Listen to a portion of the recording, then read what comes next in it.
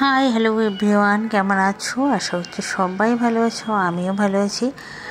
আরেকটা নতুন ভিডিওতে তোমাদের সবাইকে অনেক অনেক ওয়েলকাম, অনেক অনেক ভালোবাসা। তো এই যে এর আগের ভিডিওতে আমি দেখিয়েছিলাম এ অবধি আসা পর্যন্ত, বাগডোগরা এয়ারপোর্ট আসা পর্যন্ত। তো এখন ভিতরে ঢুকে পড়লে ভিতরে দেখো অনেক কিছু এখানে দোকানও আছে। দেখো শাড়ির দোকান দেখলাম, ব্যাগের দোকান, জামা কাপড়ের দোকান, জুয়েলারির দোকান, খাবারের দোকান, অনেক কিছু জাস্ট দেখলাম ঘুরে ঘুরে।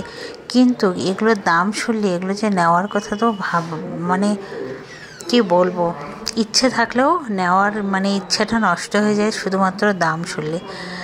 তারপরে এখানে 2.5 ঘন্টা আগে এসেছিলাম। অনেক এখানে যেহেতু নিয়মকানুন থাকে সেই সমস্ত কমপ্লিট করে এখন দেখো আমরা বেরিয়ে আসলাম। বেরিয়ে আসতে যা একটা গরম লাগলো, কারণ এতক্ষণ পুরোটাই তো এসিতে ছিলাম। তো সমস্যা নেই, আবারও আমরা এসিতে ঢুকে যাব। তো এখানে দাঁড়ালাম। আমরা যে প্লেনে যাব সেটার একটা বাস আসে, প্রত্যেকটা প্লেনেরই এই যে বাসে করে নিয়ে যায়, এটা হচ্ছে এসি বাস। এখান থেকে এইটুকুই কাছে এই প্লেনটা দেখা যাচ্ছে, তারপরে কিন্তু বাস আসে, বাসে করে নিয়ে আসে। তো এই যে বাসে করে আমাদেরকে দেখো এই যে প্লেনের সামনে নামিয়ে দিল। তো আমি যাচ্ছি এই যে প্লেনে ইন্ডিগো, এটা কিন্তু অনেক বড় প্লেন, প্রায় 280টা সিট ছিল এই প্লেনটায়, নাকি তার বেশি ছিল, আমি যাই হোক এখন ঠিক মনে নেই।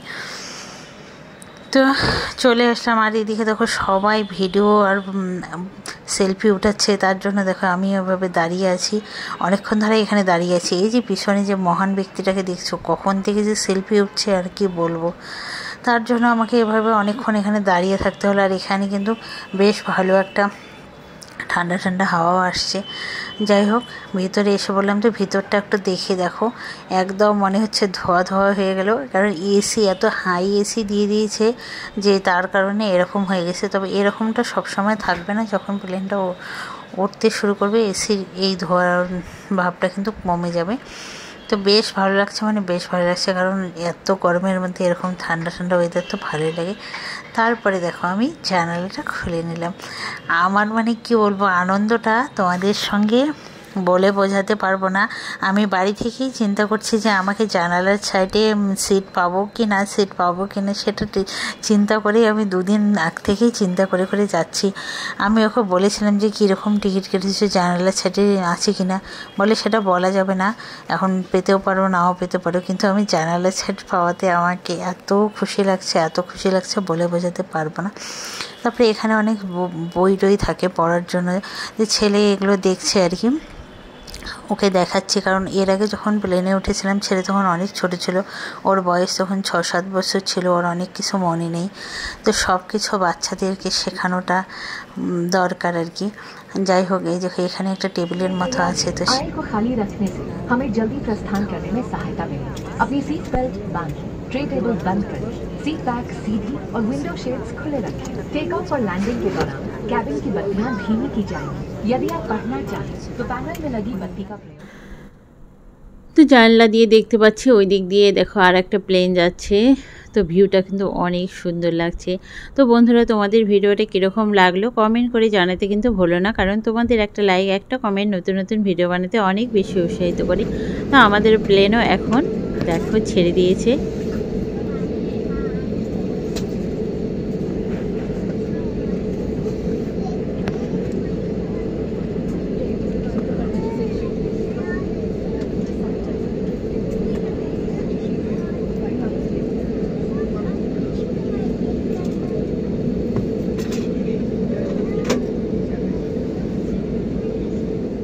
তো এদিক দিয়ে দেখতে পারলাম একটা রেড কালারের প্লেন যাচ্ছে। প্লেনটা কিন্তু অনেক বেশি কিউট দেখতে। দেখো এটা কি নাম, কি প্লেন আমি সেটা বলতে পারবো না। যাই হোক, তো আর কি আজকে ভিডিওটা এখানেই শেষ করছি। তোমাদের কীরকম লাগলো আবারও বলছি কমেন্ট করে জানিও।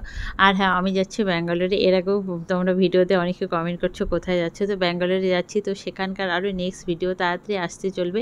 তো যারা এখনও ফেসবুকে আছো ফলো করেনি, ফলো করে দিও। আর ইউটিউবে যারা আছো সাবস্ক্রাইব করে দিও পরবর্তী ভিডিও দেখার জন্য। টাটা, বাই বাই, ভালো থাকবে সবাই।